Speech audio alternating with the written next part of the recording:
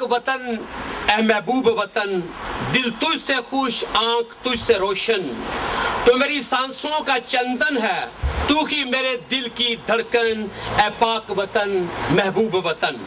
Germany में आबाद पाकिस्तानियों ने यौम पाकिस्तान बड़े जोश व खरोश से मनाया। बर्लिन में पाकिस्तानी सफारत खाना और कौंसल खाना फ्रैंकफर्ट में होने वाली तकरीब में पाकिस्तानी कम्युनिटी ने बड़ी तादाद में शिरकत की। बर्लिन में पाकिस्तान के सफ़ीर जौहर सलीम और फ्रैंकफर्ट में कौंसल जनरल नदीम अहमद ने कौमी परचम लहराया।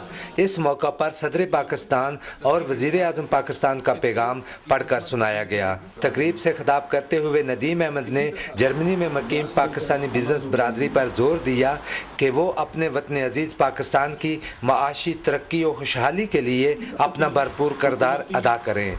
23 मार्च का दिन हमारी तारीख़ का सबसे अहम दिन है और हम खुशकिस्मत हैं कि इस दिन हमने ये फ़ैसला किया और इस पाकिस्तान को फिर हमने हासिल भी किया।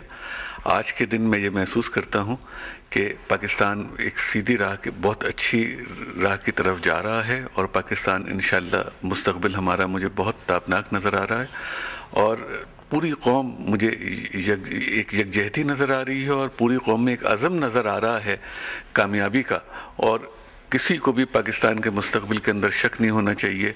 मुझे 100% इस बात का आज यहाँ बैठ करके पाकिस्तान को देख के और यहाँ भी पाकिस्तानियों को देख करके और अपने अंदर से भी जो मुझे आवाज़ आ रही है वो ये है कि हम एक अजीम कौम बहुत जल्द जो हम चाहते थे वो होने वाले हैं इंशाअल्लाह। जर्मनी में मकीम पाकिस्तानियों ने इस अज़म का अहद किया कि वो मिलजुल कर अपने वतन को हमेशा शादो आबाद रखेंगे।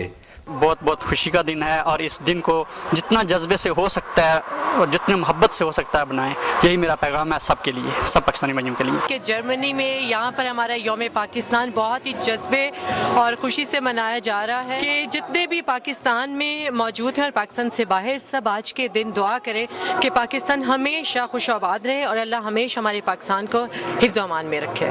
तकरीब के आखिर में मुल्क की तरक्की, खुशहाली, अमन और दहशत गर्दी के खात्मे के लिए दुआ की गई। वक्त का तकाज़ा है कि हम अमन और सलामती के लिए एक नए पाकिस्तान का आगाज़ करें। Shabbir Ahmed Khokhar, PTV news, Frankfurt, Germany.